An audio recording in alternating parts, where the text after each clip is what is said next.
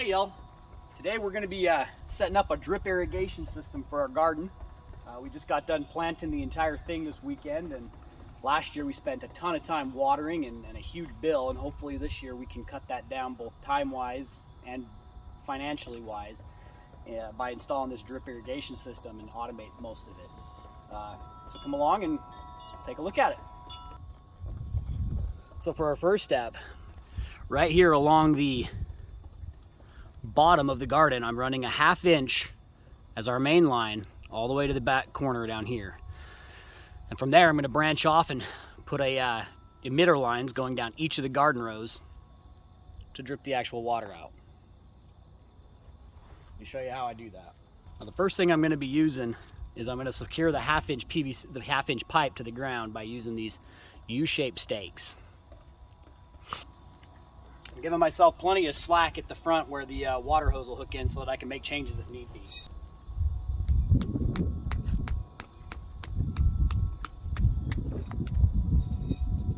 Just do that every few feet just to hold it in place.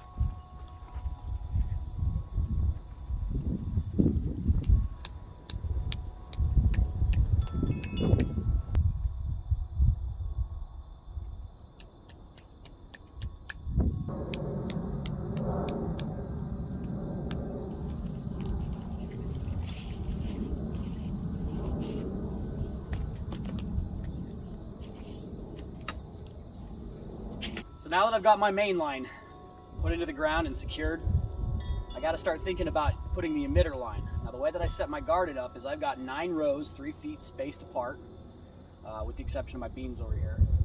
I'm going to poke a hole in the main line, 1 for each row in my garden. I'm going to put a barbed coupling into the hole, and then I'm going to attach 1/4 inch drip emitter to the barb and run that from here to the end of the row all the way at the other end of the garden. Let's get to it. We're going to use this row right here as our example row. It's got some tomatoes and some marigolds and a few peppers in it. We're going to go ahead and attach 12-inch emitter line, and I've spaced all my plants basically equal on foot, evenly dividable foot increments, so that there will be 1 emitter hole basically where every plant is. To attach the emitter line to this 1/2 inch main line, we're going to use this tool. It's going to poke holes in the main line, and then we're going to use these barbed connections. I don't know if it'll focus on this, but what that is it goes into the 1/2 inch drain pipe, and then it attaches to the 1/4 inch emitter line. All right, we're gonna go ahead and poke our first hole. It's usually pretty easy. If it's too tough to get it through the plastic, you can heat this up with some hot water, and it will make it really pliable and really easy to deal with. Shouldn't be too big of a deal though. I like to keep it squeezed so that it stays cylindrical, and just push. That's all it took. Now we're in. I'll just kind of ream out the hole a little bit. No big deal. And then I'll take the barb and I'll stick it in. There's our first hole made. Now we just need to repeat this for all 10 rows in the garden, and we'll be ready for the next step.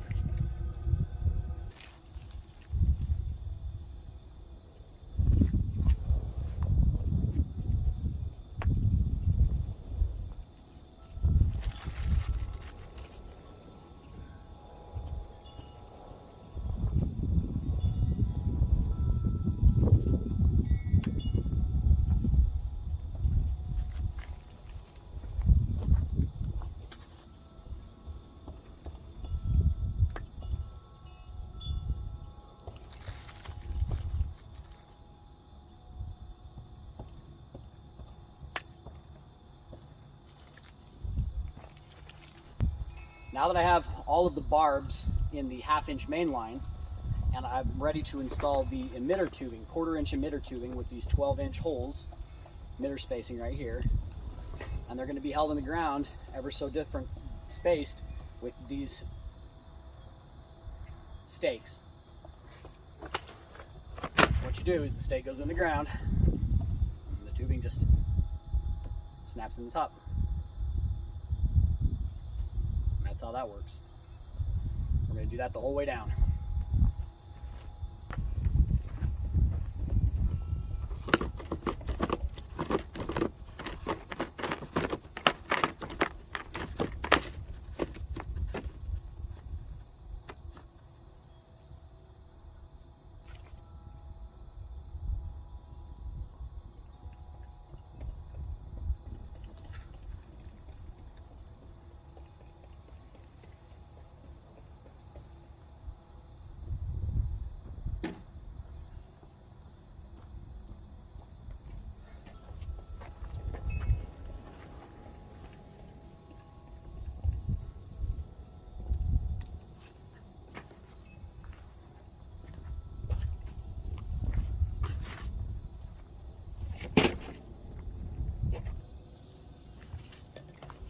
All right, I've got my first length of the emitter hose cut out here, and I'm going to go be attaching it to this barb here. But before I do that, there's going to be too many emitter holes for the pressure in my hose to handle.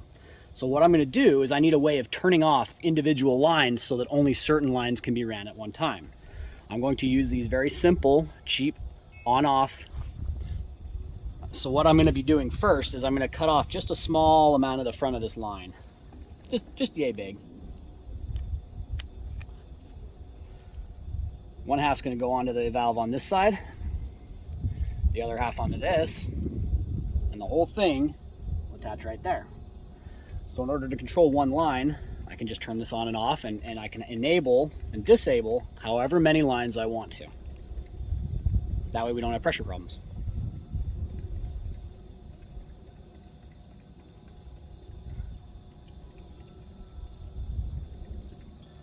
Simple, easy. Thread on the 1/4 inch emitter tubing just like that on one end, and just like that on this end. Kind of give it a twist.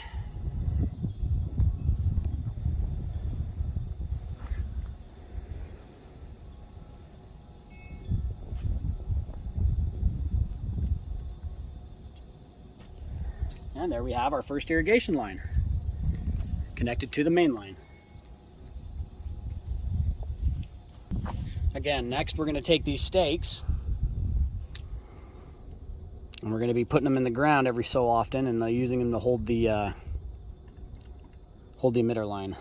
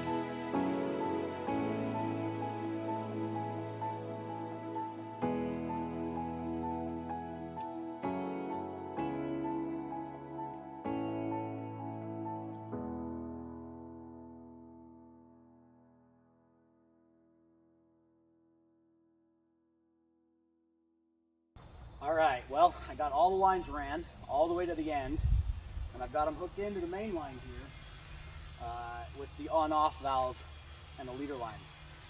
Next step is I'm going to hook up the hose to the main line, and I'm going to flush it. Just run some water through it to make sure there's no debris in it or anything's gotten clogged in there over the winter.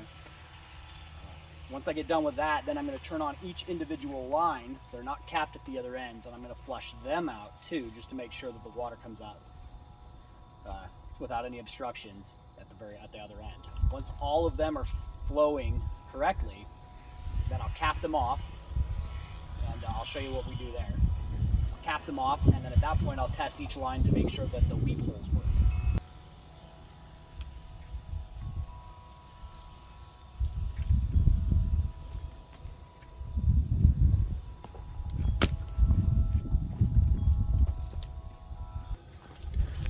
This is what we like to see. This end is flushed, ready for capping. Now that we've flushed out the line, I'm going to go ahead and cut it off about right here, give myself plenty of excess space. I'm just using tin snips, that's all I've got.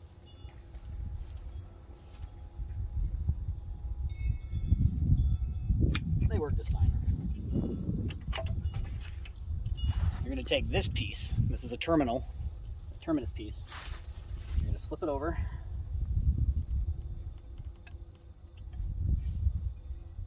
Fold this, and you're gonna run it right back through. So again,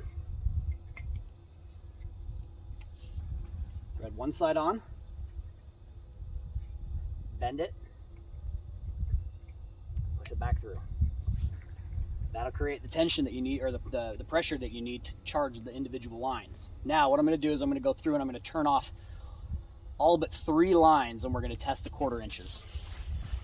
So to turn them off, what I'm just doing is I'm just rotating this knob 90 degrees. That's off. Then I'll do the same thing on down the line until I get all of them done. I'm down to 3.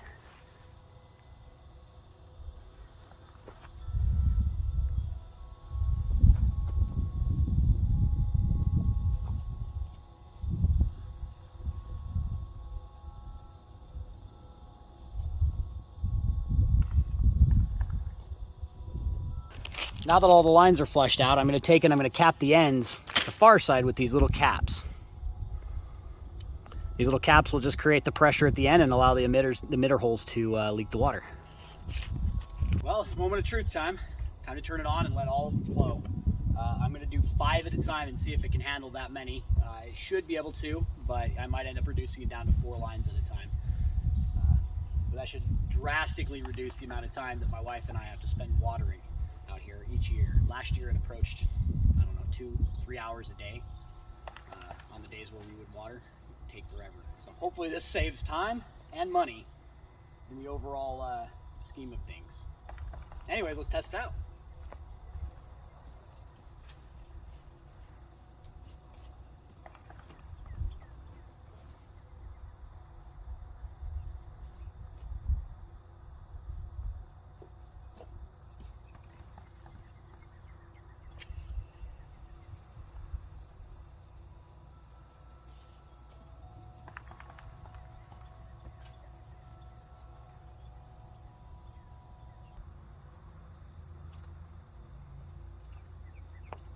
Well, this is really exciting.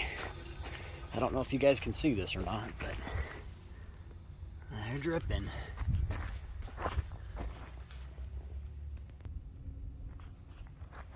Let's walk down here and see how they're looking toward the end. Here on the corn's looking good. All the way down to the end.